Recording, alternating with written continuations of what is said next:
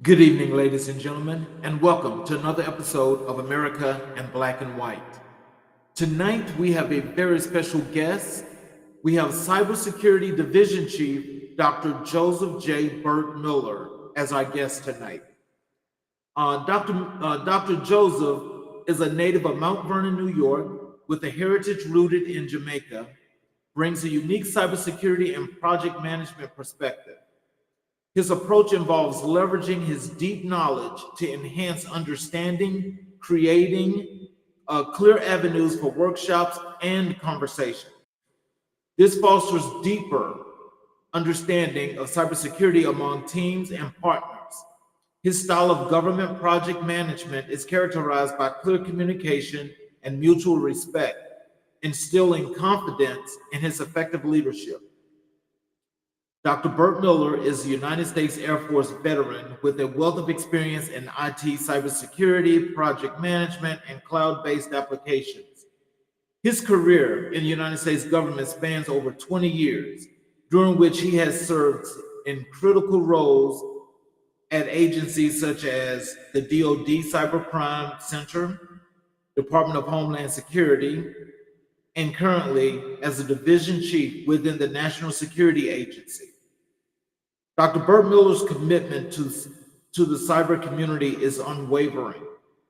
He invests his time and energy into mentoring and leading the DRJJ Study Hall, a platform dedicated to shaping the next generation of cybersecurity professionals. His new podcast, the Cyber Coffee Hour, is a testament to his passion for cybersecurity. In this podcast, he and his co-host, Alfredo B. Nash Jr., intentionally featured guests of all cyber journey stages. The podcast prioritizes the voices of those facing gatekeeping, racism, biases, and other struggles while trying to enter the cybersecurity field. The Cyber Coffee Hour is a unique platform that spreads the cybersecurity gospel by featuring guests with and without a cybersecurity background, with cybersecurity as the common denominator. Ladies and gentlemen, I would like to introduce you all to Dr. Joseph. Hello, Dr. Joseph. Hey, good evening, sir. How are you? I'm excellent. Welcome to the show. Thank you. Thank you. Thank you for having me. Hey, is there anything in addition to that wonderful extensive bio that you'd like to add? No, I think that was pretty spot on. That was pretty good. Thank you. Yeah, that's a really in-depth bio. I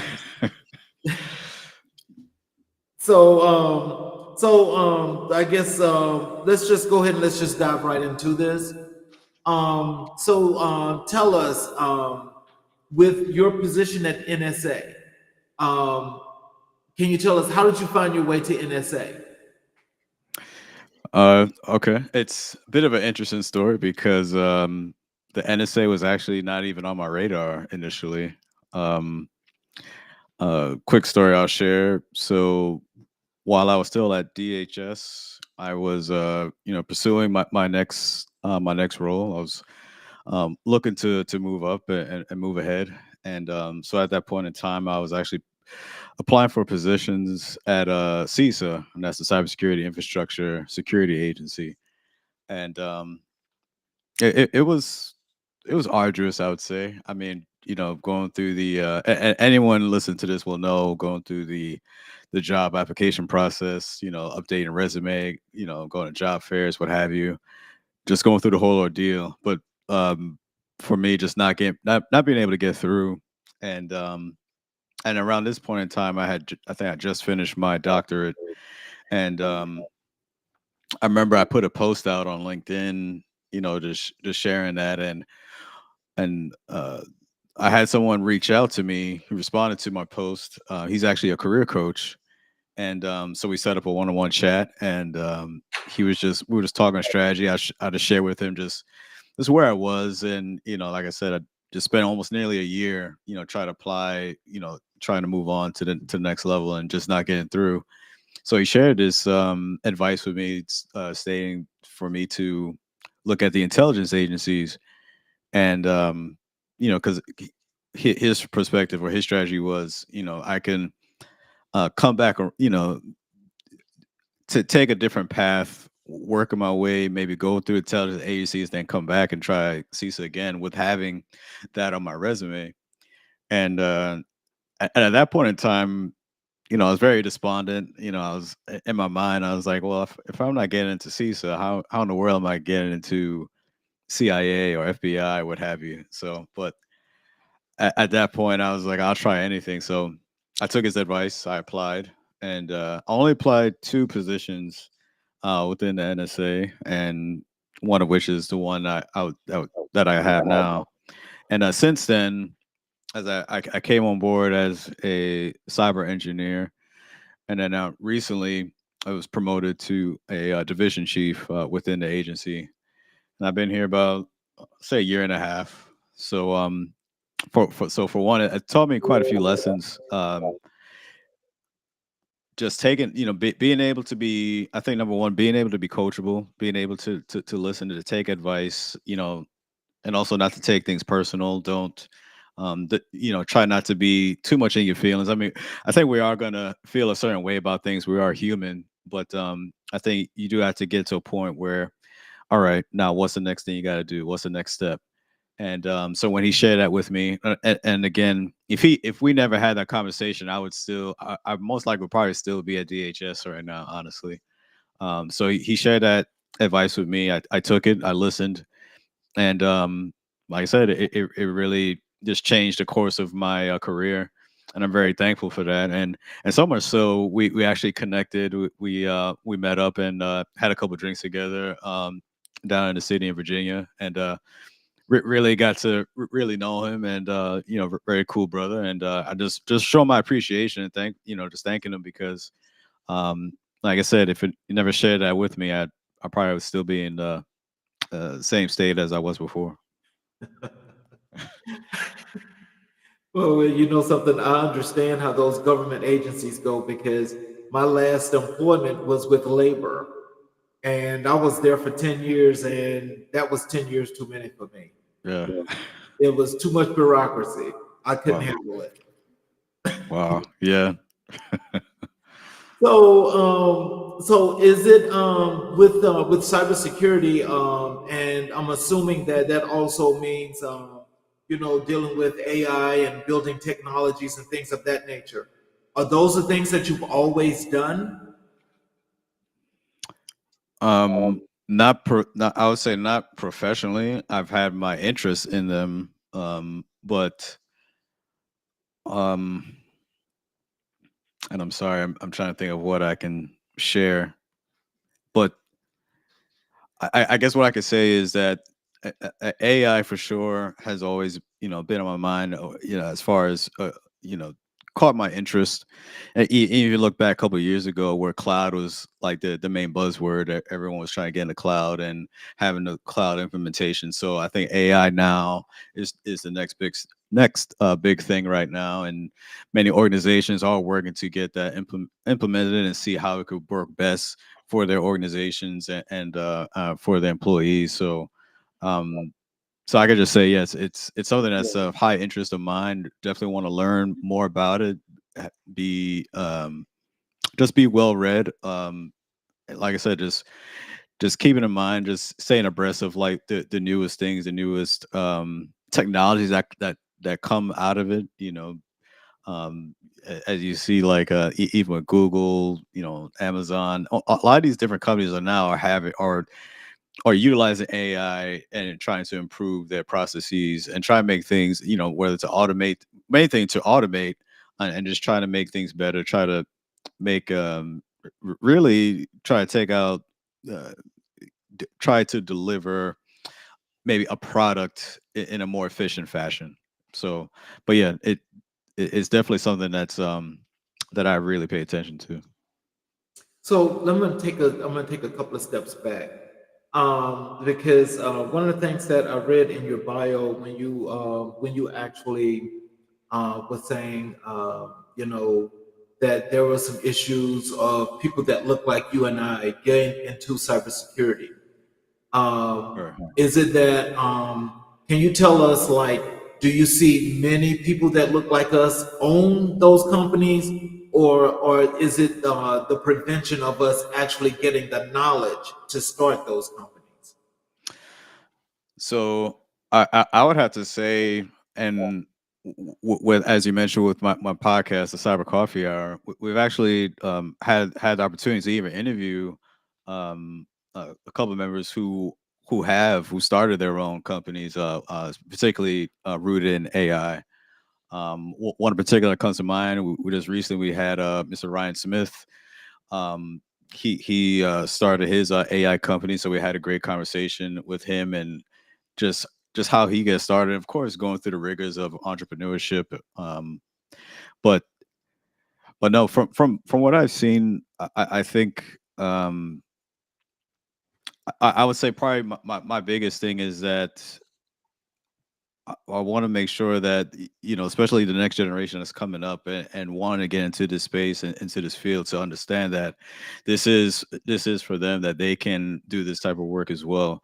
'Cause I think probably the biggest problem that I've seen is that they don't see enough of us that looks like them doing this type of work, so they may get discouraged, or to say, or they may feel like they're not smart enough, which I definitely don't think is true. um, the main thing is like which I firmly believe if it's something that you truly believe in that you want to pursue and that's and then definitely you have the smarts and know-how, don't let anyone tell you otherwise. Definitely go out and pursue it. So and another thing I'd say also is that within this field, especially there's a lot of what I've noticed is a lot of camaraderie, especially when you get on a group, especially like on LinkedIn. So when you're putting yourself out there and saying, "Hey, I'm doing this type of work," or I'm doing this startup," um, you'll see a lot of folks that respond and for one be very encouraging, and then also you may have like minds that maybe want to help and maybe offer their expertise and maybe trying to do some type of work collaboratively. So that's something I've seen and been very encouraged. I've experienced that myself, as with the content I put out, not particularly with AI, but just work in general. And then I'll get the response has been great, where people want to work or try to help and try to further that. I say that mission because that's something that they believe in. It's something they believe in themselves, and they want to see it get to the next level. So um I see quite a bit of that. It's a lot of I'd say collaboration, a lot of uh, there's a lot of focus when it comes to trying to get established within this field. I think a lot of people feel like, or the general consensus is that like this is the time for them to really take their talents and really showcase it to the world. So whether they do it themselves or they link up with someone else and try to work together and make it happen. Oh, wow. Well, I think that's a really good thing, because I think nowadays, especially not just within the IT specifications, but there are a lot of industries that have been out for a while where just a cross-sectional part of doing stuff with IT, like manufacturing, Mhm. that turns out to be really, really important. And so that even goes to, let's just say, somebody starting an IT company that wanted to collaborate with somebody that's doing transportation that wants to do some manufacturing. How do you think the cross sectional parts of different industries that's dealing with IT? How do you think they intersect? Do you think a lot of them can actually be mainstay, or is it short term? No, I definitely believe it's mainstay. And I see quite a bit of that where you see a lot of uh, I'd say cross pollination almost. Where yeah, you do see like the mixing of those maybe two or maybe dissimilar fields, but they fuse together with by cybersecurity. Um, So no, I see that type of work. It happens quite a bit, and honestly, it don't like it. I'm very encouraged by that because then it opens the door for more collaboration, for more talents to be recognized and showcased. Um, and for me, I'm always in awe by that because I learn so much just watching others and what they do and what they're capable of doing, and even the topics that they may cover. It's very intriguing because for one thing, I have to say is that especially within cybersecurity, there's so much to learn. The technology is always changing. It's even hard to say you could be an expert because you may learn one particular aspect of cyber, and then something new comes out and maybe trumps that. So you're always learning. You have to stay active. So whether you do that by listening to podcasts or doing newsletters, shows like this, on YouTube, things of that nature. So you always want to make sure you're staying ahead of like what's going on, and then when you see different talents out there, again, from my experience, and it's not to say that the opposite is not there as well, where you have those that don't want to help, or maybe have those, maybe they may be envious and don't want to see you succeed. There's that too, so I'm not naive to that. But so far in my experience, I've seen within the community, it's a very encouraging. People want to help each other. They want to understand and try to help each other get, if they have someone has like different organizations they have stood up, they want to see if they can help and how they can be part of it. Because I from what I get is that, especially when you seeing um brothers and sisters that look like us doing this type of work, they want to help you get to the finish line. So whether if however they can help, in any way, they want to help you, especially if they believe in your mission and what you're trying to do, what you're trying to accomplish. How are you going to help the community as a whole? If they buy into that, they want to help. Naturally, they want to help and see you succeed. um so yeah, so again, I'm very encouraged by that, and like to see I love to see more of that as opposed to the opposite, where again, I don't I'm not naive to the fact that that does exist, and but I try to keep myself focused on those that want to help, and like I said, just help take that mission further. So tell us, what inspired you to pursue a career in cybersecurity? I would have to say I was so it really evolved from IT, and from when I was young. I have to say I have to give credit to my uncle. So growing up in Mount Vernon, New York, my uncle at that point in time, he lived in New Jersey, like Patterson, New Jersey. And so when I was young, we would always visit. It was about like an hour or so drive.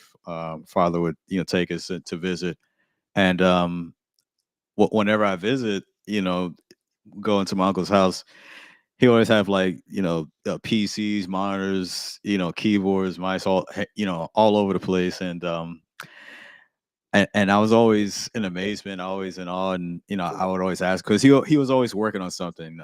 I can't tell you, I don't recall his exact title, but kind of looking back now, I'm sure he was like a IT technician, I'd say, but I don't know his official title back then. I was just too young, um, but no, he was always working on something, and it always caught my interest, and I was always glad that he was able to answer my questions, and it didn't he didn't get too annoyed by it, but he did take the time to answer my questions. And but no, and that's what really got me intrigued, and where I wanted to learn. And then I took that. um I would take PCs, like old PCs I had, whether laptops, the tower PCs, take them apart, try to learn how they work, and just tinker, just mess with things, and just trying to understand it and figure it out. Um, so yeah, so then from there, it just really evolved. So something that I did on the side, and at that point in time, when I was in the Air Force, I my job was not IT or cyber. Honestly, I don't think cyber was even a thing back then. It was really mainly IT, but I did HVAC, and those who don't know, that's heating, ventilation, air conditioning. So I did that for my 4 years in the Air Force, and then when I got out, my first civil government position was with the Veterans Affairs Hospital in East Orange, New Jersey, and I still did HVAC then for about 5 or so years. And so during that time, I was studying for my bachelor's in computer information systems, and and I was applying, trying to get into my first IT position.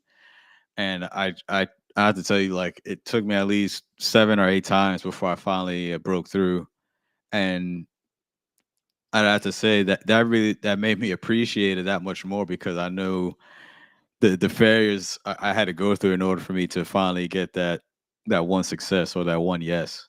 Um, and then from there, just had to get in my first IT job. I was doing pretty much like IT, essentially IT help desk. So I was an IT specialist, but no, and my first supervisor, I would say he was very integral into the the care and feeding of my career, because anytime there was any project or anything like that, I always raise my hand and say, hey, I like to volunteer and do it. Because for me, I was green, I was new. I wanted to learn, and my coworkers back then, of course, more of the veterans, they'll kind of bellyache, like, oh man, I don't want to do that. But for me, I say I'll do it, because like, who am I to turn it down when I don't have any experience? Mhm. And no, so and that's how I learned. That's what really helped me to really learn and really grasp the material.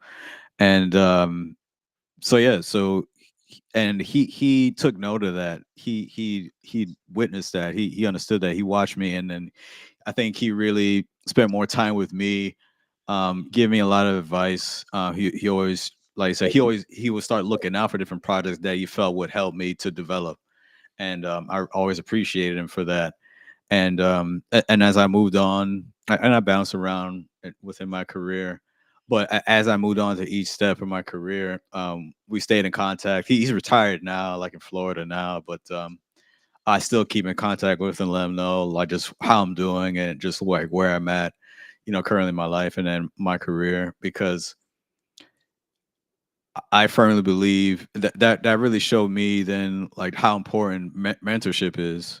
Um, now given, so sometimes supervisor may not always be your mentor, but your mentor could come in many forms. It could be a family member, it could be a supervisor, it could be, I don't know, your best friend. I don't know, but it's someone who's pouring in positivity and encouragement and truly want to help you. Really give you good advice to help you succeed. To me, that's a mentor. So it could be younger, older, same age, doesn't matter. If they know what they're talking about and they genuinely want to see you succeed, those are the people you really need to listen to and keep close, because they can help you, like I said, get to that next level in your life and also in your career. Well, tell us this. Well, do this one thing for me. Define cybersecurity. Cybersecurity, succinctly, is risk management. Um, Cybersecurity is your, especially whether within for a company, organization, school, what have you, is how much risk you're willing to accept or mitigate or really ignore, honestly. So so many times now we've seen, we see on the news like different organizations, you hear about breaches and this of that nature, and sometimes it can be very embarrassing when you hear about how they got breached. Like they're not even following like basic cybersecurity practices, like just not even changing the default password or maybe lock on a router or something. That's risk, because by you not doing that, you're exposing your, whether it's your household, your company, your organization, school, what have you, university, whatever the case is, you're exposing your institution to a level of risk. And if you're not taking the appropriate steps to, cybersecurity measures. So in this example, if you're not doing something as simple as changing the password on your router where maybe your employees are using and maybe working with maybe sensitive information or very important information that would be detrimental if it was leaked out, you're taking a risk. So essentially, it just really boils down to risk and how much an organization is willing to accept or try to mitigate. So let's say when it comes to, let's say like a small company like mine, okay, I have no employees, but I have 5 different computers.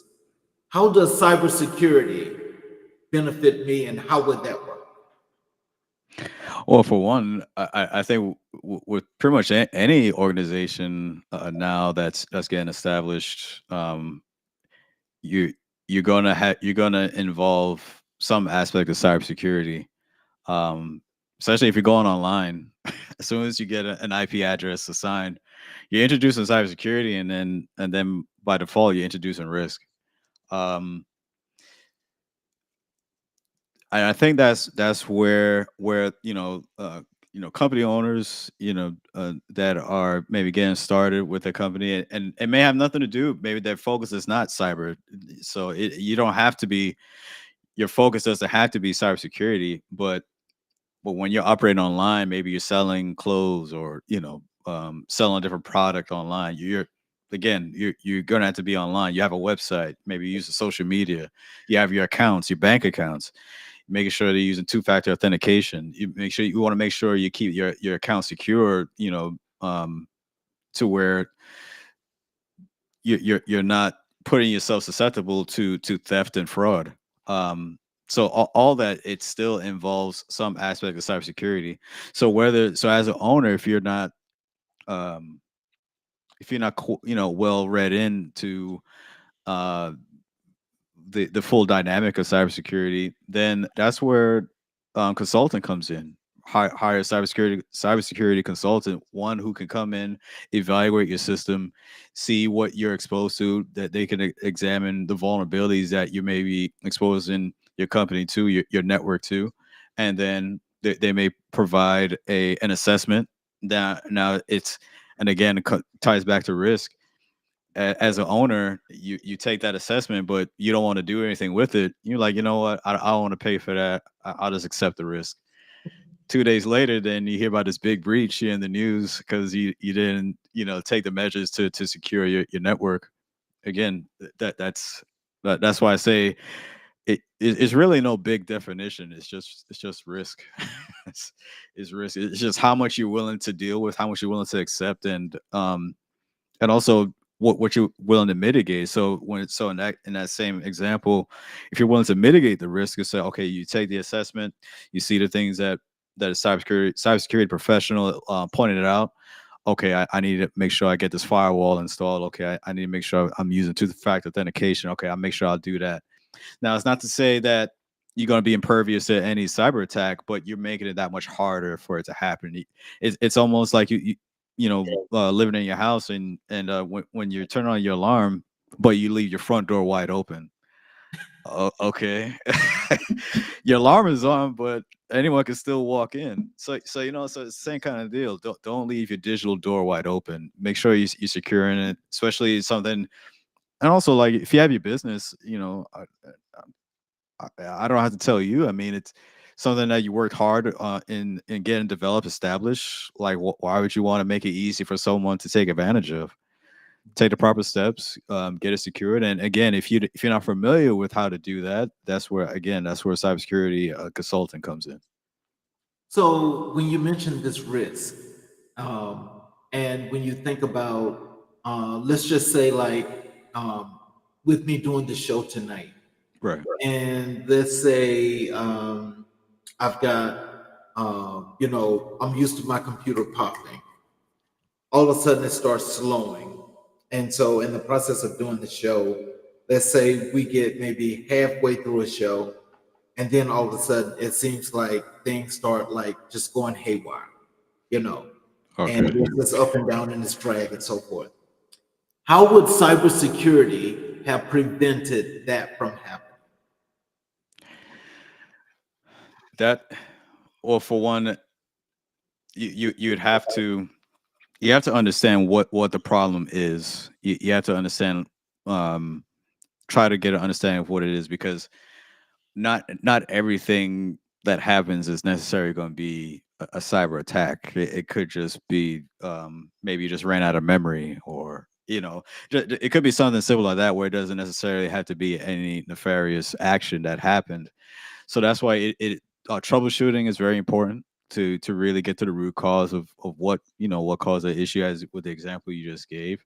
You don't want to just fly off the wheels and say, hey, yeah, it's a cyber attack, someone's trying to attack you, and but then you'd be unnecessarily paying for any sort of tools, investing money in things you really didn't need, because that didn't address the issue at hand, because it wasn't evaluated properly. So troubleshooting is very important when we're talking about cybersecurity, um, to make sure that you understand what the problem is, get to the root issue, and make sure that you're correcting the problem itself. And then from there, then you're able to evaluate and monitor, and make, confirming that was an issue, and then you're able to move on. But no, the biggest thing when we talk about cybersecurity, when we have issues like that, as you mentioned as an example, is the big part is troubleshooting. You have to have very effective, um, thorough troubleshooting to make sure you're correcting the problem, and uh, not something else, or misdiagnosed, I'd say. And then you may put money into something, but okay, that's great, but it still didn't fix the issue that that I have. So again, effective troubleshooting is key, in that. Okay. How has your background shaped your approach to cybersecurity?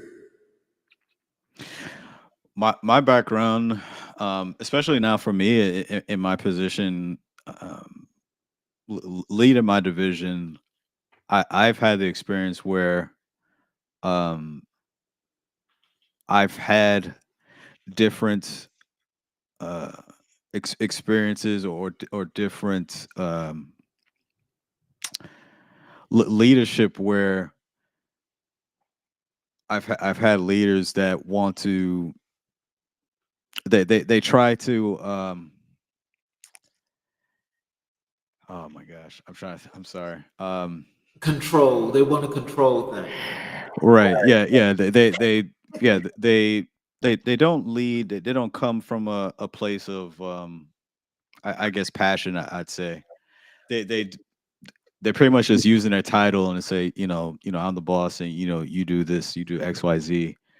And so with that said, you have that has a negative effect on those that you're trying to lead. And when we're trying to talk about trying to, um, work towards that one mission, for an organization, you still relying on people, to get the job done. I've experienced, good and bad leadership. So with that said, like I said, yeah, bad leadership, or maybe unfavorable leadership, where you're not getting that much. It's just really just barking orders, what have you. And as a result, as an employee, you're just checking the clock. Okay, 3 o'clock hits. All right, I'm out. You're not a second later. Now, on the flip side, you have leadership who really cares about the people, and want to make sure that they're excelling in what they're doing, giving the proper resources, what have you. The after effect of that is that the employees are now, they want to they're ready to run through the wall for you. They're ready to go above and beyond. That their work is going to be that much better. And that's what I take in, is that, um, that's where I believe in a human centric, leadership, when it comes to my division and the people that I lead, is that I truly believe that if you treat the people right, you're gonna get maximum effort. You're gonna get better work. Um, you're gonna have those that's just really gonna care more. They want to do. They're gonna love what they're doing, and they want to do it for you. It's almost so. I'll give you this example. So for me, I'm a big sports fan, and I think cybersecurity and sports are not that dissimilar. Where you have a team. So say for a basketball team, a basketball coach maybe has 15 guys on the team. His mission is try to get those 15 guys from different schools, different races, different backgrounds, all to work as one towards that common goal of winning the championship. So there has to be a level of buy-in. There has to be a level of buy-in from the coach's philosophy to say, "Hey, if you do it this way, we can win." So I think the same thing applies within cybersecurity. When you have cybersecurity teams, you have your set mission of what you're trying to accomplish.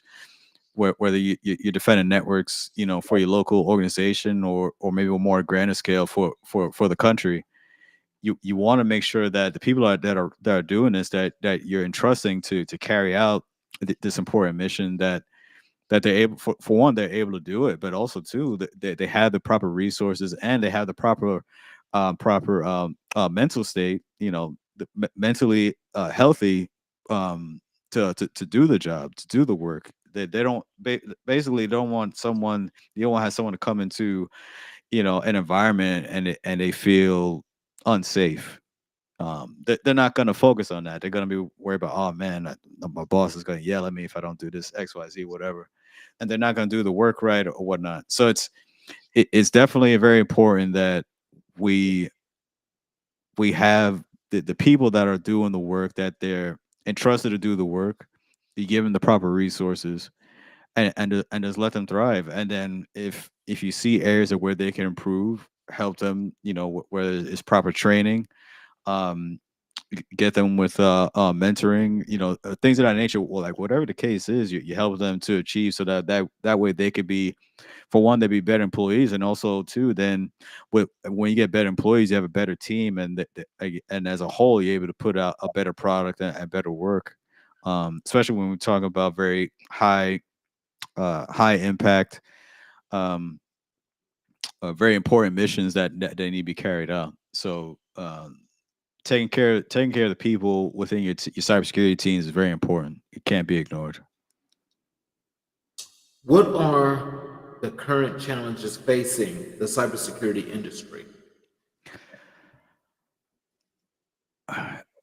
I would have to say it's probably one of the biggest ones I've seen right now is I think the after effects of COVID, when it pertains to the job market right now, because I think we're seeing so many layoffs, um, and it's in big numbers from these organizations, because I think as a result from during the time of COVID,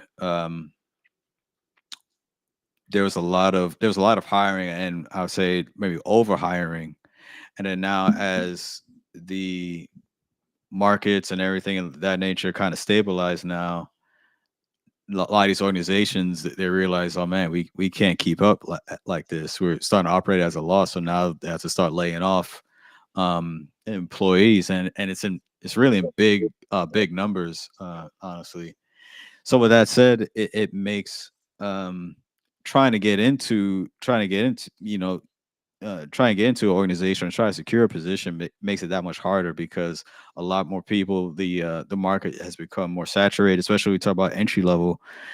And when I gave my example from when I got started, I felt that was truly entry level back then. Entry level today is not what entry level is, 10, 15 years ago. Entry level now is like they want you to have at least 3 to 5 years of experience in a CISSP. And those who don't know, the CISSP, one of the more advanced cybersecurity certifications out there. Like I'd say probably one of the gold standard certs that's out there. And they're expecting someone with no experience to magically have 3 to 5 years and have that advanced cert under their belt before they start working on any sort of network or component. So I think that's really absurd, and it's unfortunate because a lot of folks who are very hungry, that really want to get started in this field, they they have those roadblocks, standing in their way, and it's very unreasonable. And also too, like you may have other organizations now that they want an employee to be this unicorn, to know all these things as pertains to cybersecurity, to have all this varying knowledge. And I just don't think that's I just don't think that's reasonable or realistic, honestly. Because I've seen, and that's what really pushed me to again with my podcast to hear those stories where those who trying to get started um, in the field and what their struggles are and what they experience. Um, Especially even it pertains to women, I think women, especially alone, have a particular their own unique struggle trying to get into trying to get into the cybersecurity field, and I don't believe it gets highlighted enough or talked about enough.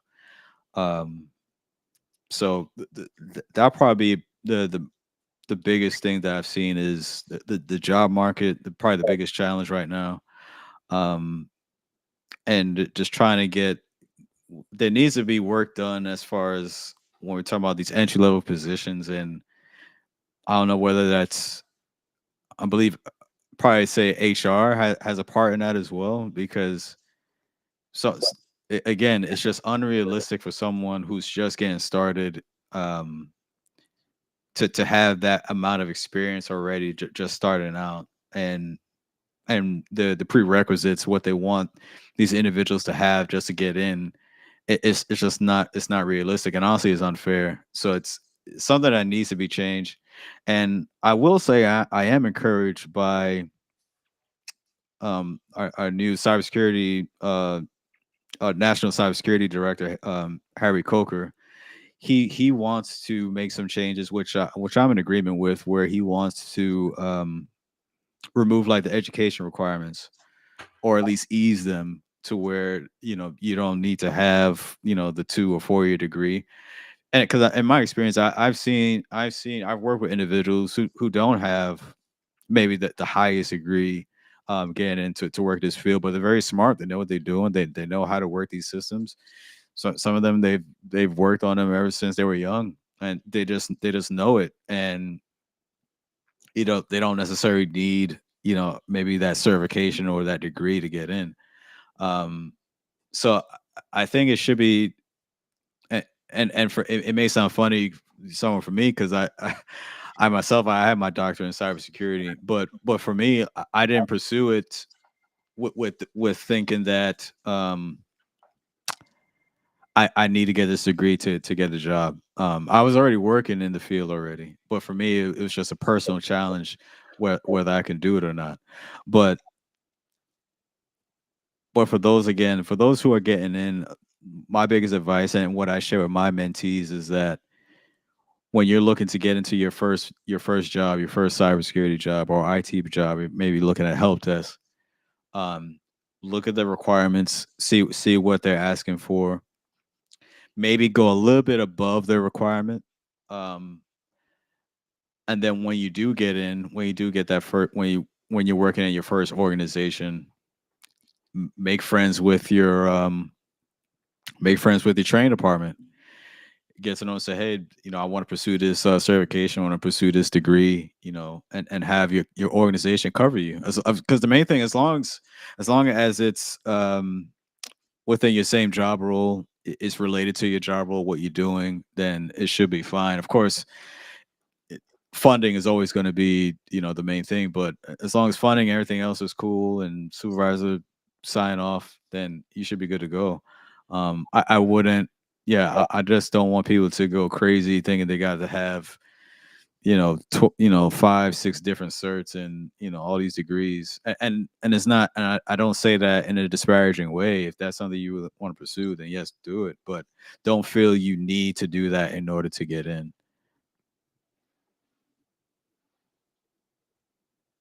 Well, then let's go to this next question here.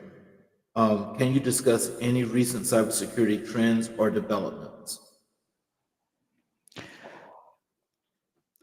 So I think I kind of touched on this earlier. The biggest trend right now is AI. I had the privilege recently to attend the Google I/O conference out in California, and that's really been the biggest thing with the events that I had to that I had the privilege of watching, and the panels that I got to listen to, It's just really seeing how AI is going to really transform our everyday processes and how we can use that for to our advantage and how it's being implemented into our everyday work.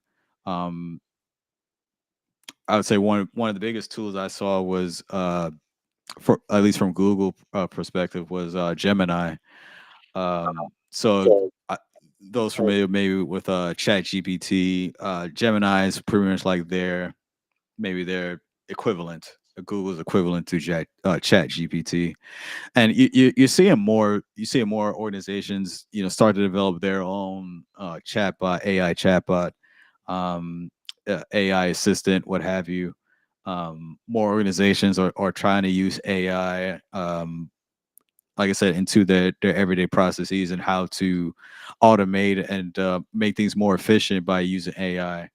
Um, e- Even organizations like now, I've seen Canva, Grammarly. A lot of these different organizations now they're implementing AI into their work plans and just try and make their processes more efficient. So that for me right now, as I mentioned, yeah, AI is probably the biggest trend um, right now.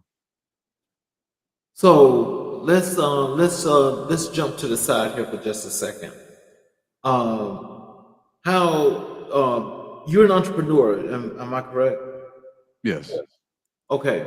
So when you decided to branch off into entrepreneurship, what was your thought processes of actually using, IT, cybersecurity, things of that nature in your business in order to develop it and grow? What were some of the things that you implemented that you felt would make your business successful? Um, well, for me, I look at it from a different lens. Just given the work that I'm doing, I'm more conscious in the security of the tools that I use. I'm more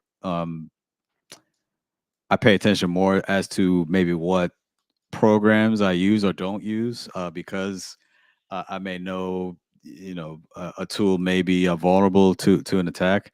Uh, a quick example was the password manager to maintain our passwords related to the for the podcast. Mhm.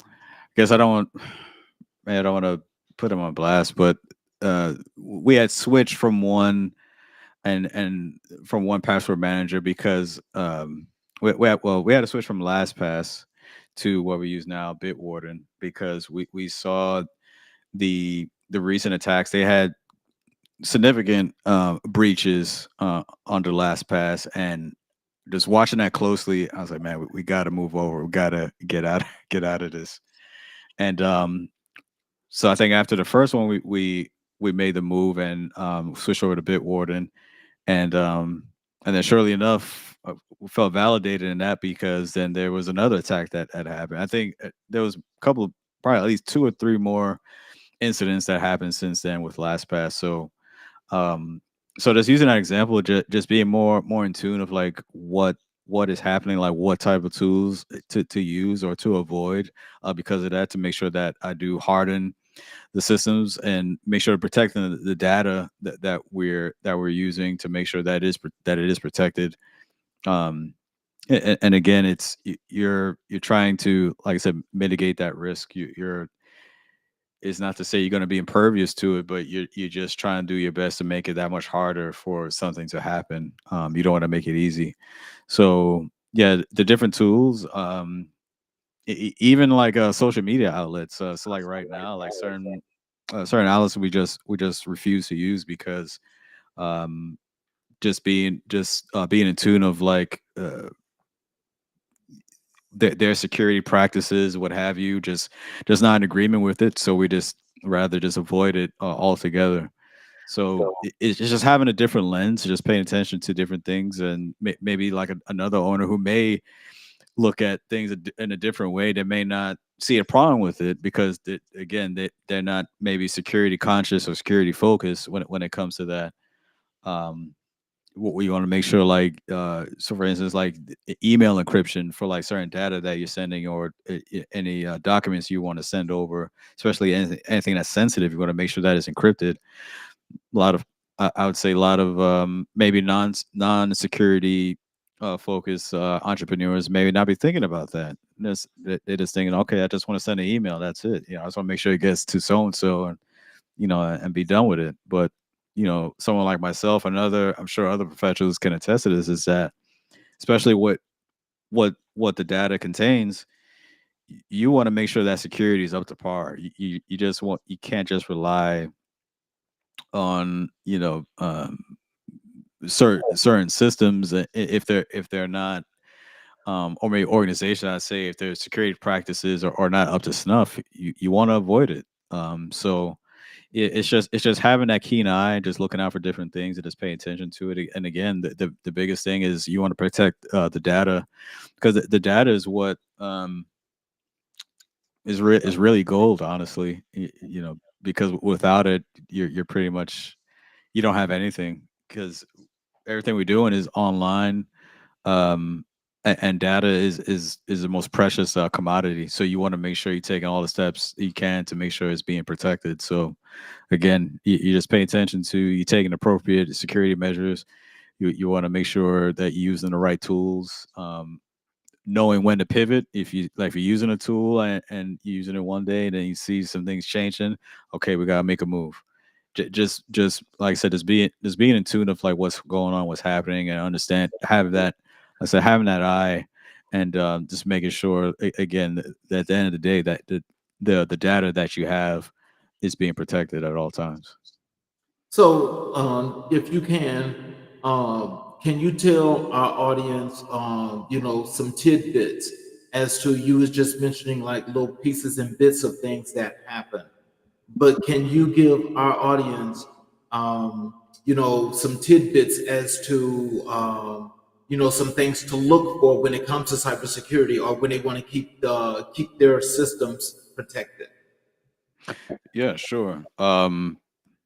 So, for example, like if you're dealing with any, of course, like you're sending back maybe important or sensitive documents, you want to make sure that you're using an encrypt, making sure those documents are being encrypted, using digital signatures. Um, uh, for example, like Adobe has a native security measure where you can encrypt the document, lock it down with a password before you send it off to someone. Because if it just so happens it does get intercepted, you do have that second layer of it's pretty much called defense in depth, where you're just adding a different layer of security into your processes. So in this case, you're encrypting, locking down a maybe important document that you need to send to someone. Um, add in a password, add a digital signature, and that way you're giving that highest level of encryption and making sure that is getting to from point A to point B securely and safely. Um, for passwords, you want to make sure you're using strong passwords. And I know it could be, it's tough, but you want to use at least eight characters, alphanumeric, including any special characters. One of the biggest pluses with using a password manager, and again, I would recommend Bitwarden. Also, there's another good one too. If you use Proton, Proton is a very good tool, and they have a very good suite. Their email application is very good, very secure, and they do have applications such as, so not just the email, but VPN, and I'll get to that in a second here. They have VPN. They also have their own password manager and calendar, but they're all with the highest level of security and encryption. So you want to make sure, especially, so let's say maybe you're doing research on a very important topic.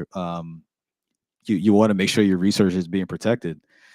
Something like, any researchers out there will definitely know that the data is very important in that case, as you conducting your research, because a lot of times that research study may take is over the course of a few years.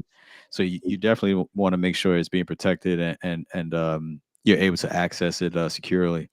Um, when you're, and I get touching on to the VPN, you want to make sure your internet connection is safe and protected, and when you're conducting business. So let's say you're conducting your banking and what have you. You want to make sure you're using a VPN to protect, to make sure that you're protecting your connection, and that way attackers can't infiltrate and try to snoop into your session and try to, pretty much see what you're doing and collect important information like your banking, the router numbers, what have you. Um, Also, you don't want to make yourself susceptible to any sort of attack like ransomware, and things of that nature. So you want to make sure you're protecting your internet connection whenever you conducting any sort of business. Um, even when you're even when you're maybe out and about, you're traveling, maybe taking a plane, and it may be very easy to use the other free Wi-Fi, or maybe you're in a coffee shop like Starbucks to use the free Wi-Fi that's out there. Don't. Those probably the most unsafe methods of for Wi-Fi. Instead, if you can, you use I mean, our phones now, especially, they will have their own VPN, or where I don't know why the name is blanking me now, but basically, when it comes to when you use like public sources of internet connections, that they're very insecure because they have no password on them, so anyone can get on. And you definitely don't want to conduct any sort of sensitive business, as I mentioned, like with your banking, or anything like that. You don't want to do something like that where you could really expose your data to attackers, where it's just very easy for someone to just look in and be able to steal that sensitive data of yours. So you always want to make sure your internet connection is always secure at all times, and avoiding connections that don't have any security. You want to make sure you're paying attention to that as well. Okay. So, would that be a suggestion for how businesses could better protect themselves from cyber threats? Absolutely. I mean, it's, yeah. You want to make sure you're, at the bare minimum, you're following the basic cybersecurity practices. Again, like if you're, as I mentioned earlier, about if you have let's say like a router or switch, what have you, and any of those networking components that you have that are part of your network, make sure you're changing those default passwords, things like that, because those default passwords are easy accessible by anyone. Once they, basically like this, like once they know, attacker knows what model that you have that you're running, maybe in your house or your organization, those default passwords are the same. So if you never change them, then that means that attacker, you just made it that much easier for an attacker to infiltrate your network, and seize any data that you have. Or if your organization, maybe you leave yourself susceptible to like ransomware, where they lock down your data, and now you have to pay an exorbitant amount of money to retrieve your, to possibly get your data back, because it's not guaranteed. You could pay that money and still not get it back. So especially if you're dealing with real bad actors in that sense. So no, yeah, you want to make sure you're taking appropriate measures to protect your business.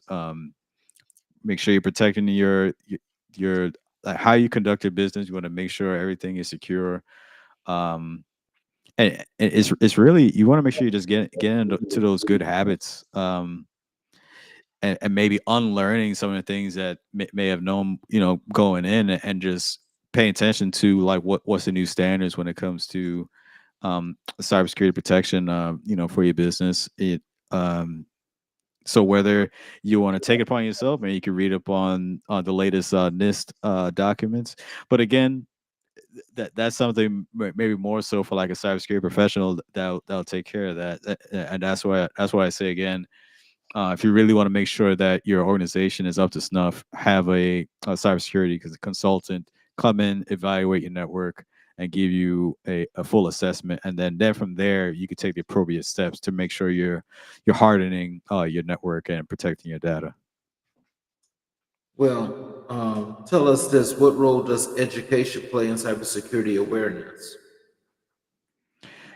Education plays a big role. I mean, as I mentioned, cybersecurity is always the topics, um, the avenues of cyber is always evolving and changing.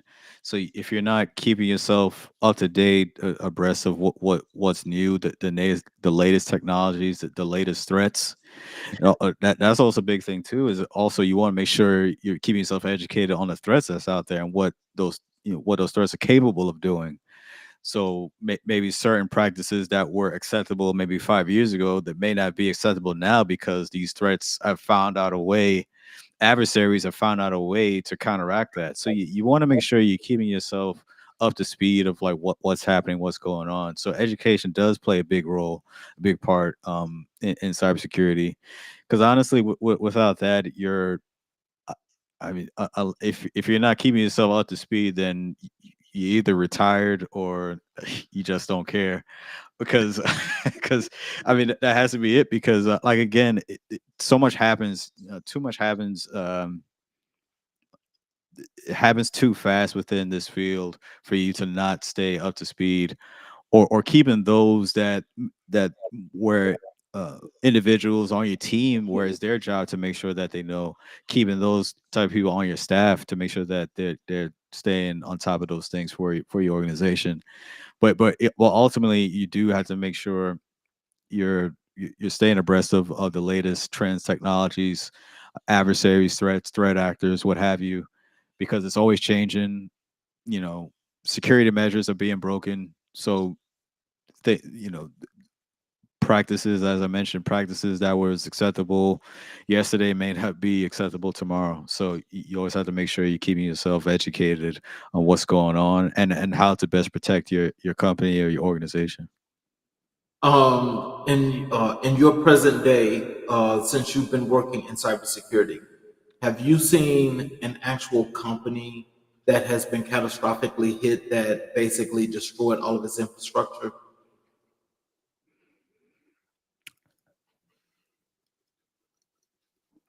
I don't think I can share that. Okay, well, understood. Point Yeah. taken. Point taken. Well, let me move on to my next question. In your opinion, what are the most significant cybersecurity risks for individuals? Uh, the biggest cybersecurity risk is not paying attention. I think just being ignorant to what the latest security measures are. If you're not securing your accounts, if you're not being conscious of like maybe what Wi-Fi networks you're connecting to. If you're not putting a password on your own home Wi-Fi network, you're not changing those default passwords again. It kind of really comes down to the basics. If you're not, like I said, if you're not implementing those basic things, you're leaving yourself susceptible. You're kind of, again, when we talked about just leaving that digital door wide open, that's essentially what you're doing if you're not paying attention to how to best secure. If you really value what it is that you have, if you really value your data, especially when we talk about entrepreneurs and the and data is gold. You want to make sure it's protected. When we talk about, I could even speak to like academia, those who are doing research projects over the course of years, that's a big deal. You don't want that to be left, y- uh, leaving it open, wide open for attackers to come and infiltrate and to steal. Um, I know I would have a nervous breakdown if my dissertation was destroyed in the middle of my studies. I mean that anyone going through that would definitely understand that. So, but no, yeah, you just want to make sure that you're not putting yourself in a position where you're gonna be vulnerable. You want to make sure yeah, at least taking the basic steps, the basic measures to protecting yourself, your data, especially if you're talking about your family. Make sure you're using, make sure you're updating your routers for within your home network. Make sure you're installing the latest updates on your devices and things of that nature. Just like don't ignore it. Like when you see like different updates that pop up, don't ignore it. Install it. Make sure all your devices are running the latest firmware. Because and there's a reason for that. The reason why there are updates out there because the the previous update may have had a vulnerability, and the company or respective organization is pushing out those updates to mitigate that. So you want to pay attention to that. Make sure you're always updating. Like I said, updating your devices. All understand like what's on your network. Take charge of like be the system administrator of your own home. Understand like what devices you have, knowing because you want to make sure you understand your attack surface. So what I mean by that is understanding like every single device that's connected to your network, and then you see anything that stands out or like that looks like an anomaly, you need to shut it down. But you have to take account. You have to be conscientious of like what is going on with your network, and make sure you're taking steps to protect it and harden it. Um, using maybe if you have like an old router at home, maybe take some time to think about maybe investing in a new one and getting it updated, to make sure it has the latest security measures on it. So it's just things like that. Like it's just really again, it's like you're just becoming like your own sysadmin, for your own home network, and again that applies of course for organizations. Just making sure. I mean, policies are in place when we talk about that, like universities or corporations. There are policies that at least they should be in place to make sure that the enterprise is being protected at all times.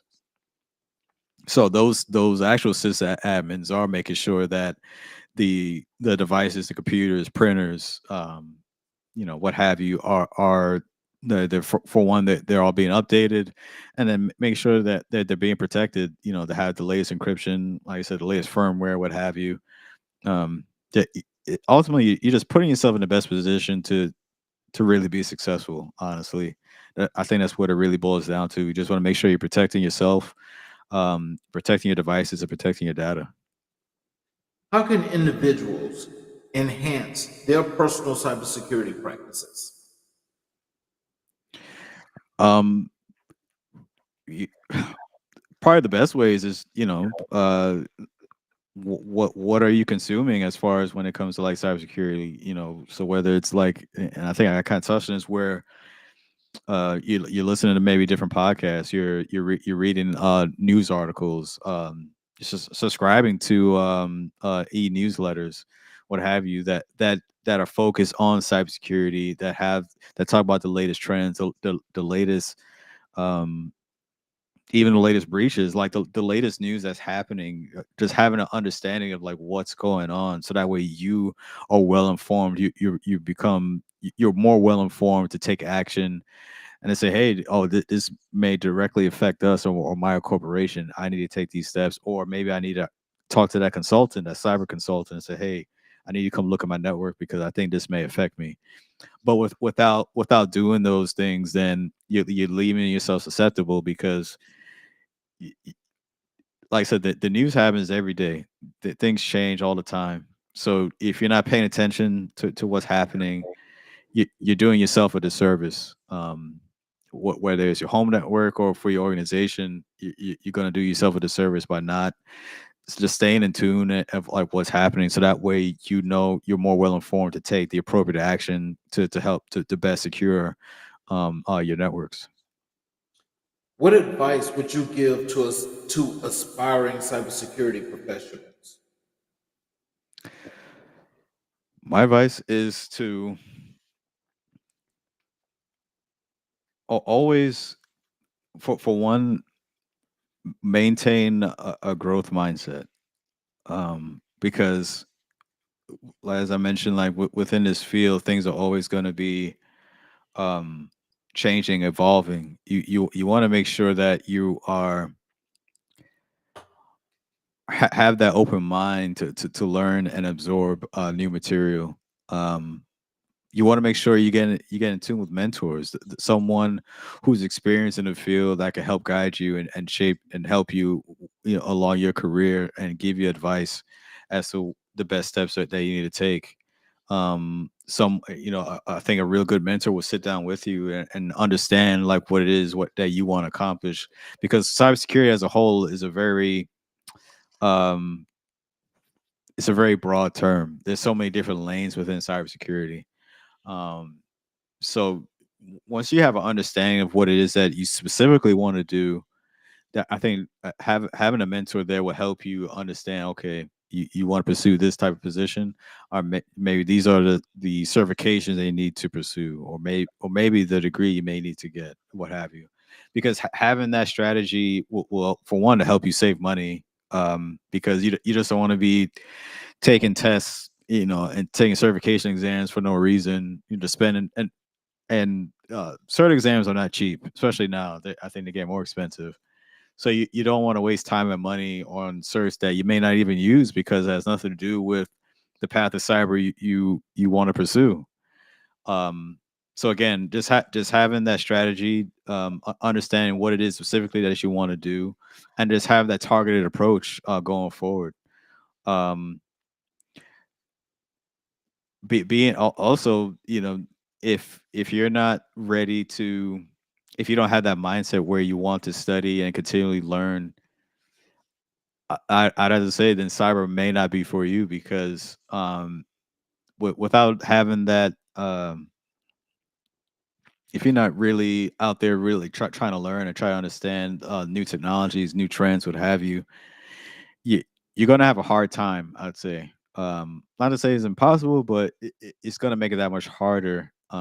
So if you know yourself and you know that, oh man, I really don't want to read about XYZ every day or whatever, then honestly it may not be for you. And you would just really save yourself a lot of time. But you have to understand, you have to commit. I think that's what it really comes down to. It's something that you really want to do, something that you're passionate about.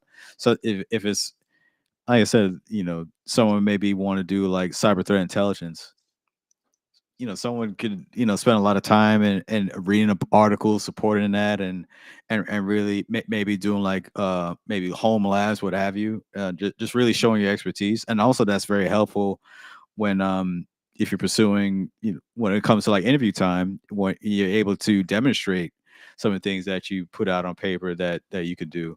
So yeah, it's, like I said, it's really a commitment to the field, commitment to learning, honestly, because there's so much to learn, and um, things are always changing, evolving. You have to stay on top of it, and making sure that you're using appropriate resources to keep you informed as you progress in your career.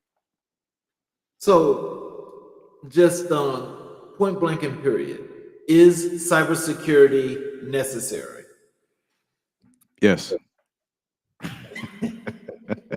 absolutely, absolutely. Absolutely necessary. Yes, sir.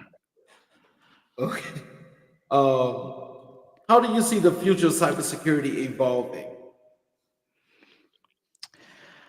I yeah, and I know we talked about it. Like when it comes to with AI, I really see AI having a big say in that when we talk about cybersecurity evolving, um, just how we do our work, and also too how we're dealing with threats. Because so not only just for on the defensive side, you have threat actors that are using AI to carry out, you know, different cyber attacks and make it easy for them to try to carry out different things. So it's a double edged sword. So it's, I do see AI playing a big part of just how we do things, whether it's good and bad. And also, and I hope I don't make people feel like, you know, everything that pertain to AI it's gonna be bad. And 'cause I know that narrative is out there too, but AI could definitely be an advantage. It could be used for good. It really boils down to who is feeding those AI systems with the data. Um, if you're using AI for benevolent reasons, you're going to see the goodness in how AI can and really help and evolve and make things better. But of course, as with anything, there's always going to be the flip side where someone will use it for nefarious reasons as well. So I don't think we can never really get away from that. I think that's always going to be there, no matter what it is. But I think the main thing is just being prepared for it, being ready for it, have that readiness, and just learning and that's why I say again, just having that mindset, willing to learn and understand new technologies and trends. Because as I mentioned a couple of years ago, cloud was the biggest thing, and then fast forward to now, AI is. So and then who knows what, maybe 5-10 years later what the next trend will be.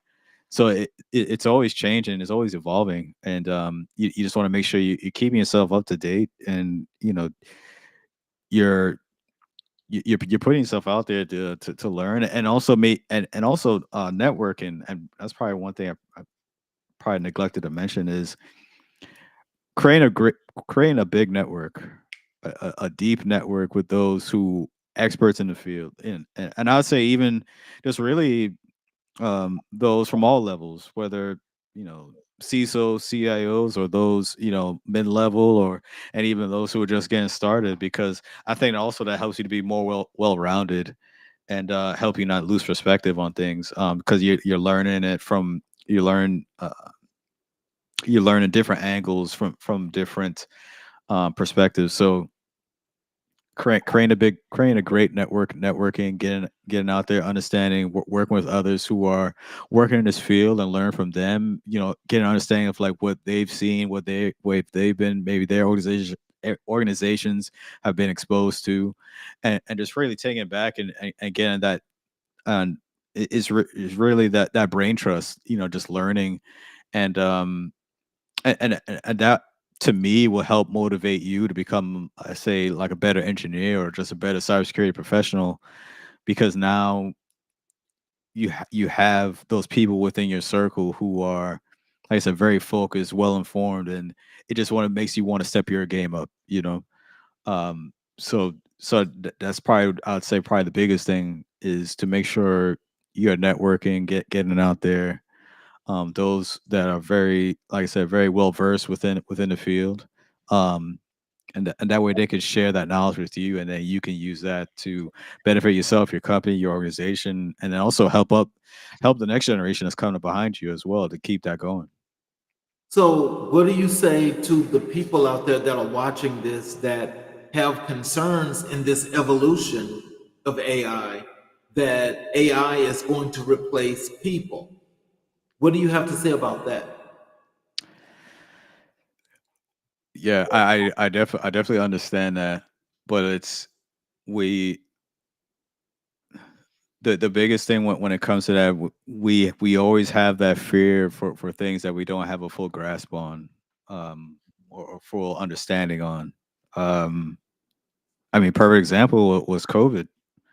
I know that's not a cybersecurity component, but when COVID-19 first came around, um, didn't have any. We didn't understand what it was, or even would it even affect us. Is it just like a regular cold or flu?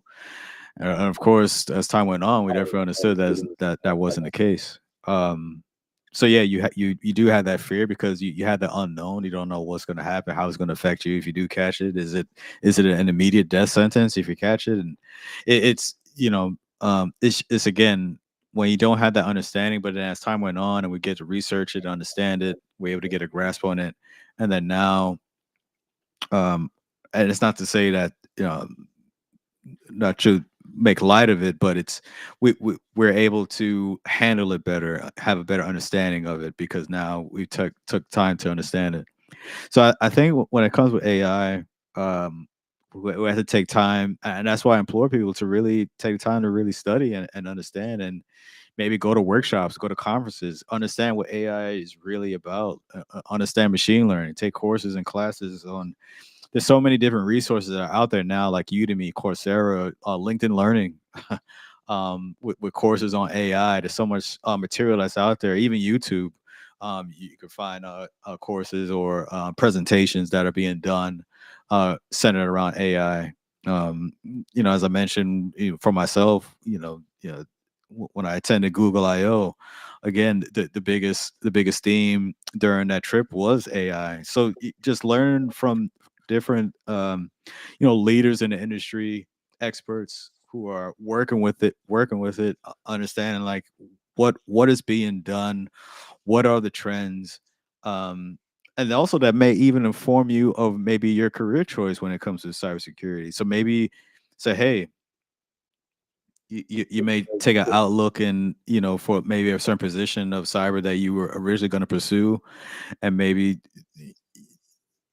that position it's not going to make as much as someone who's maybe like an AI technician, what have you, someone who specialized in AI for an organization or AI cybersecurity. It may inform your decision. Maybe say, hey, maybe I want to shift gears and learn more about AI, so that way I could be that valuable person for an organization.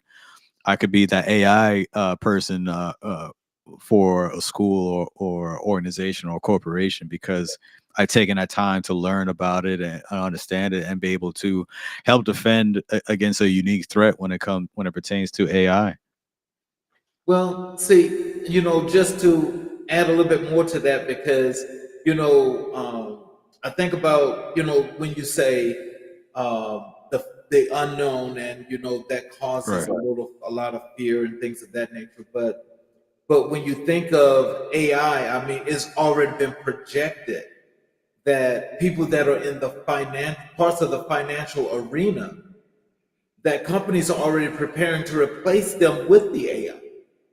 So, I mean, I can understand, the things that we don't know. I mean, yeah, you do want to get to know them and so forth.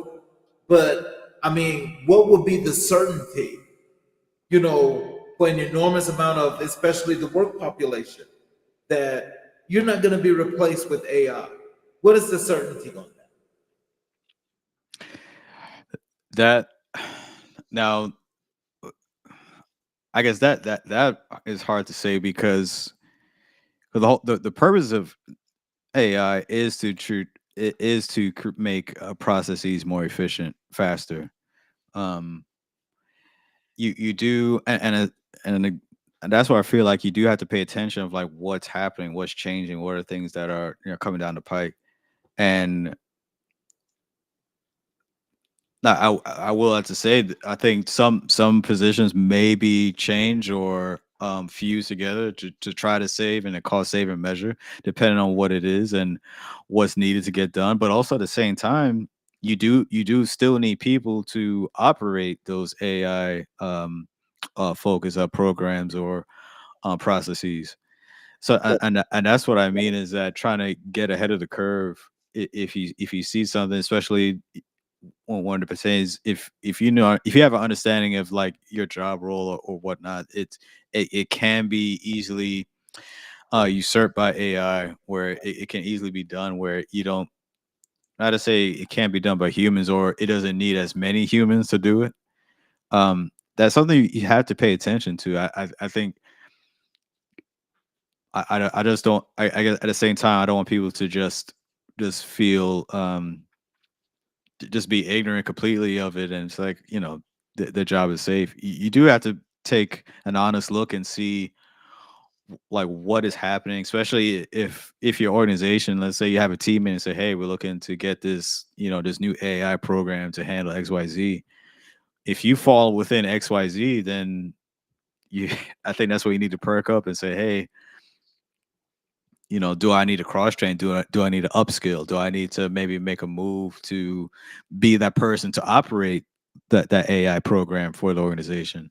Um, I think you do have to, again, you do have to pay attention to the trends of what's happening, and then make the appropriate move as necessary. Um, because I mean, these programs are, it's not to say to replace every job, but there will be some sort of consolidation where an AI can handle a process faster or more efficient than humans can. I think of like with Amazon, their robots within their warehouse. You still need someone to operate those machines, but yes, the robots are able to lift heavy things without complaining. Don't need to take breaks, whatnot. Um, but again, if so, let's say you've been working in the Amazon warehouse for X amount of years, and now you hear about these robots doing the job that you're doing, and they can do it much faster than you. Okay, maybe I need to shift gears and be that operator for those robots. So I think this you have to kind of change the thinking and like I said, pay attention to the trends. Okay, my last follow up to that is because this is how thought provoking technology has become. Because let's just say and as you mentioned earlier, this AI slash technology, Right. it's actually updating, upgrading every minute, every second. Okay, so if it's constantly upgrading, and let's just say, we know that there are segments of the country right now that's already implemented, as you mentioned before, fusing two jobs into one and creating new job titles. Right. So even in the process of doing that, it sounds like eventually, that could be in the next 15, 20 years, that um, that the AI is basically going to be controlling what the world is doing. And it doesn't need a handler because the way it's updating now and it's on that constant flow, that is getting smarter, faster every second. Every second. Why should people not worry about that?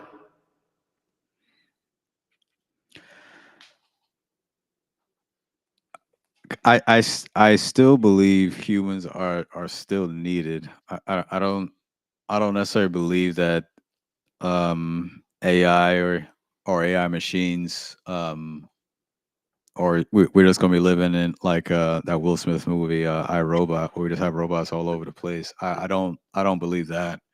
Um, again, it's just really like I said, it's there will be like you will see as organizations in their move to try to be more efficient. They will try to um and consolidate certain positions that can be done faster by uh by AI or machine learning, but they can't replace everyone. You still need humans for because machines don't have any sort of they don't have emotion. They don't have that human effect when dealing with others. So I mean, there's still I just for me it's hard to believe that AI will completely take over.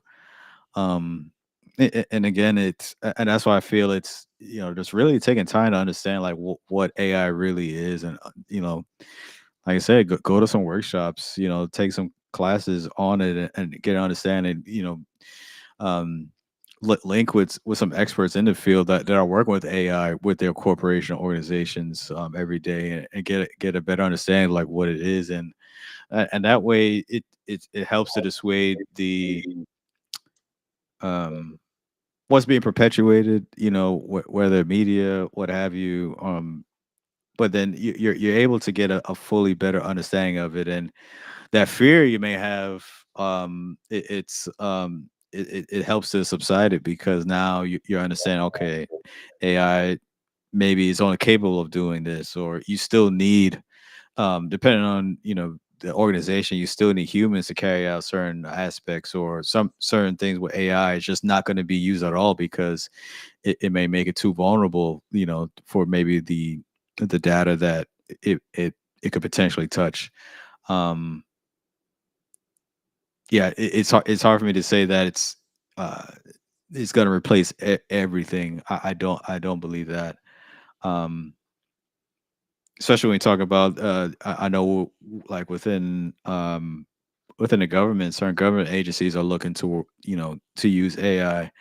But I know for sure that still being very careful, because when we talk about, maybe certain agencies that dealing with protected information or classified information, that getting the wrong hands with AI, that could be detrimental. So you still need humans for certain aspects of different processes. AI can't replace everything.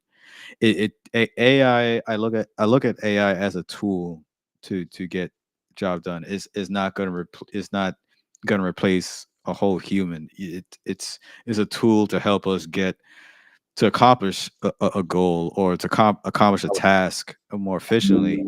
But it's not to say, all right, my AI robot is going to go to work for me while I chill at home. Like it's not going to be that. At least I don't believe so. Okay. Can you share any memorable experiences from your career in cybersecurity? I would this kind of going back to even my first job, when I worked at the VA. We had this we had this printer. It was this HP 2015 DN printer. I still remember the model. So we had this deployed within the VA network. We had these model printers, deployed out, and we had an issue where it like after a while it just would stop printing. It has something to do with the formatter board, and I took some time to research it on my own, and I found someone on YouTube who found a fix. And the fix consisted of, opening up the printer, taking the formatter board out, and actually baking like putting the board in an oven for X amount of time. I can't remember now. And then after you let it cool, you put it back in the printer, and then now it's starting to print again. It has something to do with the solder. It was like a defect with the solder. Um, excuse me. On the board itself. So like it got loose or over time, and then it wasn't making that connection anymore. So when you're heating it helps to reseat, or reestablish that connection for the printer, to allow that communication for the printer. So when I found that, I had the video, the exact video that I showed my supervisor, and I said, hey, I found this fix, because it was a real problem. Like all our tickets were like half of our tickets were concerning that specific printer. Mhm. And so I asked him, I said, hey, can I take one? Can I take one home and test it out? And again, this was my first supervisor, and he gave me a lot of leeway. Because he saw how focused and determined I was, and so he gave me the green light and said, hey, all right, you take one printer, try it, and let me know the results.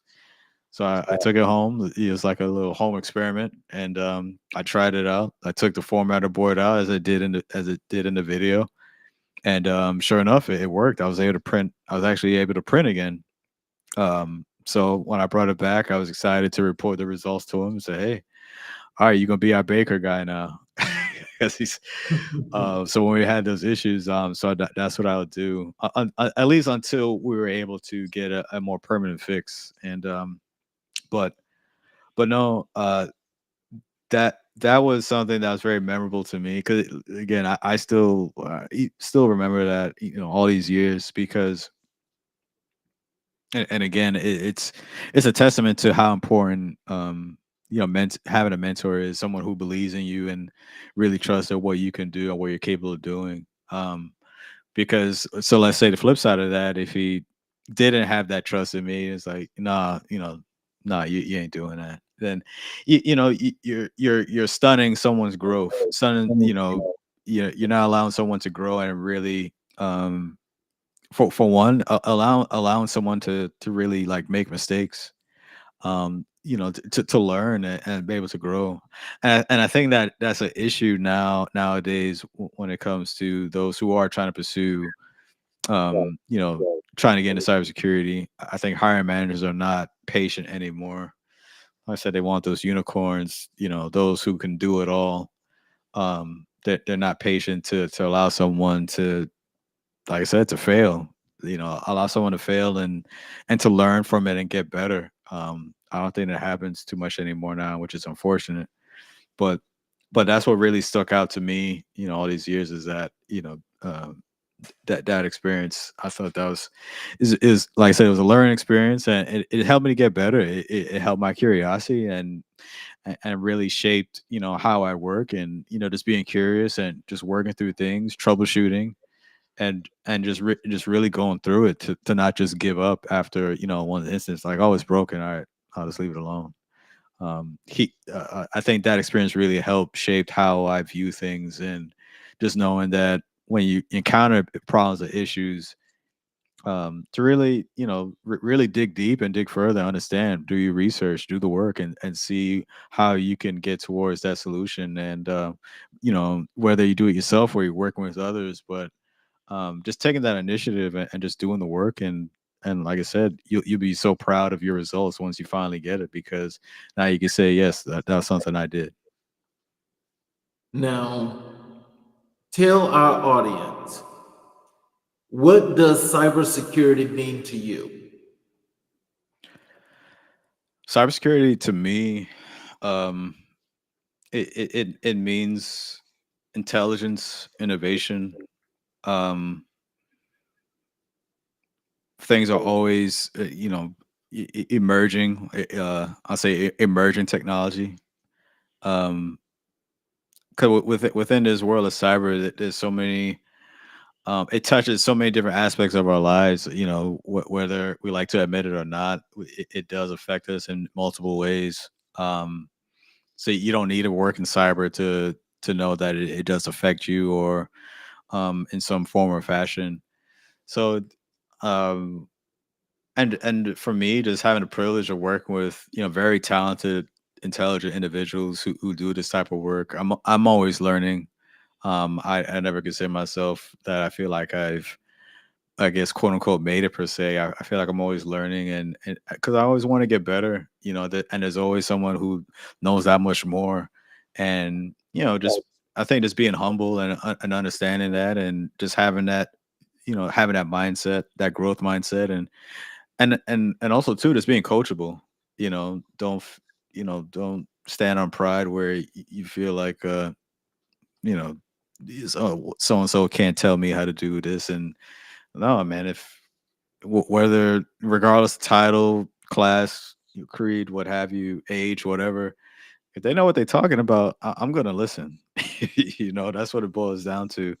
Um, and I think that's the beauty of it, honestly, is that um, you can find talent in, you know, it comes in all shapes and sizes. When it comes to this field, you find those who are very passionate, you know, those who've been doing it since they were young. Um,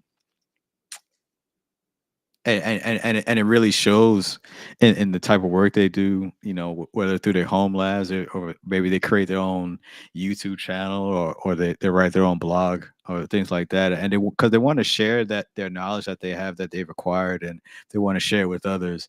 And that's something I really enjoy. I love to watch and witness. Uh and I give you an example, you know, I guess what one of my guests recently had on the Cyber Coffee Hour. um her first name is Abandona, and she's 16 years old, and she's killing it right now in cybersecurity. And when I saw her, you know, the content that she was putting out on LinkedIn, I was like, man, we got to get her on the show. And no, and it really showed. And she, we had a great conversation with her, and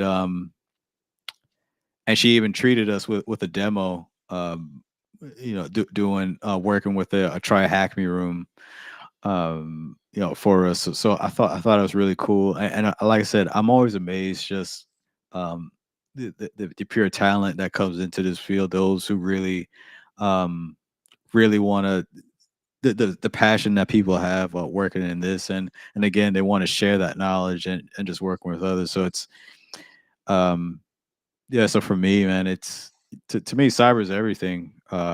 It, it's always evolving, it's always changing, it's always getting better. You never know, like who's going to be the next, I guess, expert. I guess because y- as I mentioned, you got someone as young as 16 or even younger, or those who've been doing it for a long time and been in the game for a while, and they're imparting that knowledge, want to share with others. So it I'm really glad to be doing this work. I'm grateful to be working in this field, and that's what motivates me to where I want to share my knowledge, everything that I've learned. Um, because I know I'm not going to be doing this forever, but I want to at least play my part in helping shaping the next generation of cyber professionals as we move forward. Well, I definitely would love to work with someone that has that attitude and that personality that you just mentioned that you have, because I say the same thing despite how old I get. I'm always dead serious. Yeah, I'm always willing to learn. I love learning right. because as I learn, and it doesn't matter what it is, the diversification is what's so relevant to me, because being a finance guy and having to maybe make a shift to get into this IT tech world. Right. It's fascinating to me because there's so many things that you can do, and there's so many lanes. That's how multifaceted it is.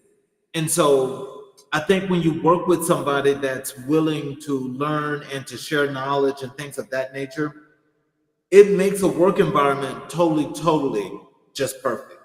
Absolutely. What happens when you got that one person or those two people that don't want to respond to that? How does that change it? Well, it doesn't it has it naturally would have a negative effect on the the working environment. And I've experienced that, where you have, as I mentioned, just having that, working in great environments and some not so great. Um, it does have effect on everyone, not just maybe one or two individuals. It has a overall effect. It affects the morale. It affects the chemistry. Um, Again, as I tie it back to sports, I mean, one of the greatest teams had the best chemistry.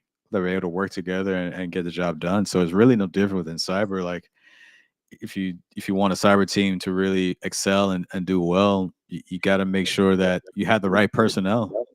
Um, I think unfortunately at times you may have those who are very intelligent, but they're not great working with people, and that's an aspect you cannot ignore. So not just the skill set may be on par, but if they don't have those soft skills, be able to talk and actually interact with another human being in a respectful manner, um, even as a manager, you do have to take that into account and say, hey, maybe this person is not right for our team.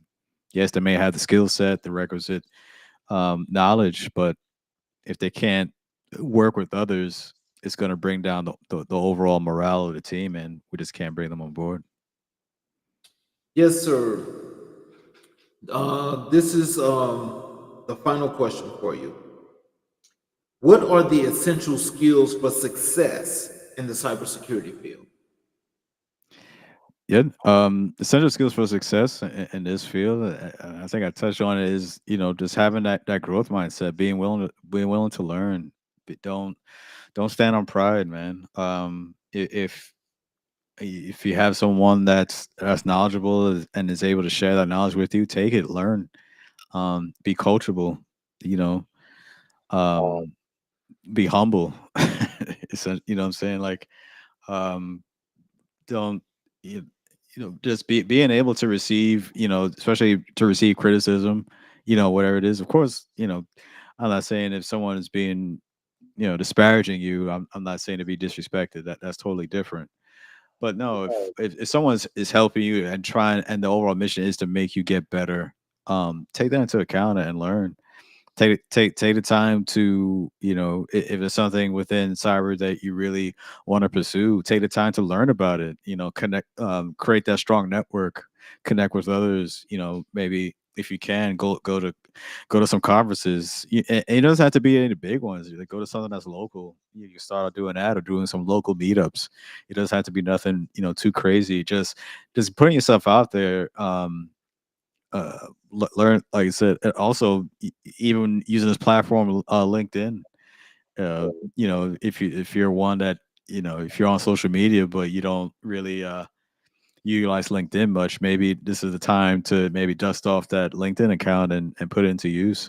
Because I think that's a great way, especially if you're looking for other professionals that have that um, work within that specific lane of cyber that you want to work in.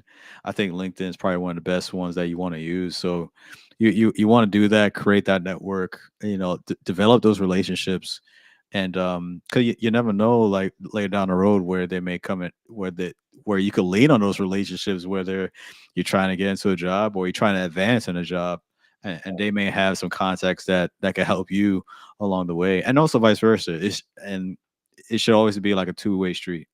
The mentor mentee relationship, it shouldn't be just, you're just pulling from the mentor all the time. You should be able to give back as well. Because that can get very old quick. So yeah, you want to make sure you have a great working relationship with a mentor.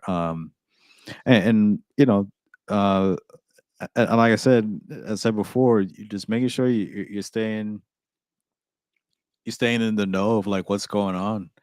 You can't be ignorant in this field. You have to know like what's the latest, what's happening, or at least even staying connected to those who know what's happening, so that way you can learn from them. It all really all come down to learning. You're always in a constant state of learning, even as you have alluded to before. You always want to make sure you're learning, and having that mindset to, like I said, that you never feel like, okay, I'm done. You get one thing, you may accomplish one thing, is okay, what's the next thing? Because adversaries are always working to attack us. We got to have that same type of mindset where we're always learning to get better, improve our defenses, and just improving our overall cybersecurity posture. Well, I'd definitely like to thank you for sharing your time with us. Is there anything you'd like to leave to our audience, food for thought, when it comes to IT cybersecurity? Yeah. So last thing I would say is that, if you're considering getting into, work within cybersecurity, and it's definitely an area that you want to pursue. For one, don't let anyone try to dissuade you or tell you any different. Whether, if they don't believe in you or whatever the case is, then I would say, for one, that they may need to take into account that maybe need to change friends or change your your circle. Um, but ultimately, you want to, if it is something that you want to do, that pursue it. Go for it. Um, say your goals out loud. If that's something that you want to, like I said, it's a certain position within cyber that you want to, or a certain, aspect of cyber that you want to pursue, go for it. Say it out loud, and do the work that's required to make that happen. Um, it's not going to be, of course, a night and day thing, but if you're constantly putting in the work consistently, you're connecting with folks that you feel can help you along your way, along your path. You put in the work as far as your studies go, your own self education, where that's in the form of, degrees, or certifications. Um, like I said, just do it. Arm yourself as best as you can. That way you're learning about the material that you want to know about, and you just make yourself, for one, you make yourself a true asset for any organization that you encounter. So I think right now, when you want to get into this field, you just put in the work. understand it is going to be hard work. It's not a get rich quick type of thing, as I think a lot of cybersecurity, unfortunately some messaging is kind of like that right now, which I think is unfortunate. But no, just know it's gonna take time. It's gonna take work, and if it's something that you really want to do, it shouldn't come that easy. So, um, like I said, just put in time, put in the work, grow your network, be in a constant state of learning, and don't give up till you get there. Would you like to leave your contact information? Yeah. You can email me at drjjbmj@gmail.com, or you can find me on LinkedIn. Just look up my name. You can find me on LinkedIn, and we could connect there. Again, I want to thank you, Dr. Joseph, for actually spending some time with us, getting us abreast and updated here on this cybersecurity, because I know it's definitely one of the most important things, and it is the thing right Yes, now. sir. It is definitely a thing. Yes, sir.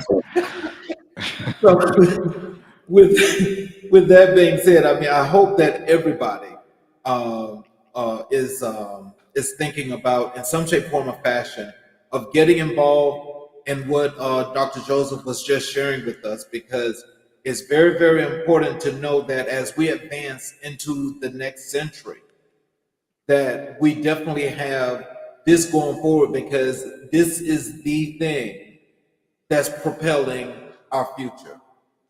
So I want to thank all of you that watched the show tonight. Those that watch on YouTube, I would appreciate it if you would please hit the subscribe button as well as the notifications button. So anytime you miss a show, you will always be able to go back and watch that show. And so again, I want to thank Dr. Joseph. I want to thank all of you for Thank you. watching. Have a wonderful evening, and we will definitely catch you all tomorrow. Have a great evening. Good evening. Thank you.